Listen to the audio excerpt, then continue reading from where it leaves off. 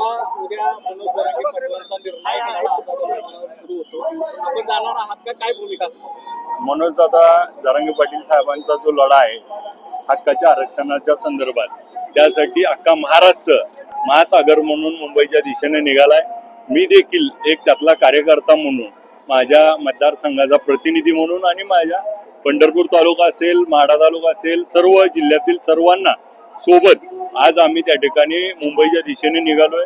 मोठ्या संख्येने आपल्या भागातून खूप मोठी सहकारी आज समाज बांधव या आरक्षणाच्या लढाईत मनोज दादाला साथ देण्यासाठी मोठ्या संख्येने निघाले. आम्ही सर्वजण त्यामध्ये सामील आहोत. आपण कायदे मंडळामध्ये आहात, सरकारला काय आव्हान कराल?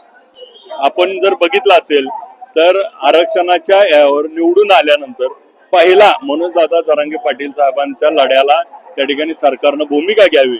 पहिल्या अधिवेशनात पहिलं भाषण मी मराठा आरक्षणावरती मनोज दादा जरांगे पाटील या लढ्यावर केलंय. मला या निमित्तानं सरकारनं त्या ठिकाणी भूमिका समजून घेऊन गेल्या 4 महिन्यापासून मनोज दादांनी जो अल्टिमेट दिला होता 29 ऑगस्टला त्या ठिकाणी आम्ही येतोय, तर त्याच्यावरती जर योग्य वेळी योग्य तोडगा निघाला असता तर समाजाला मुंबईला किंवा आज सणासुदीचं त्या ठिकाणी जावं लागलं नसतं.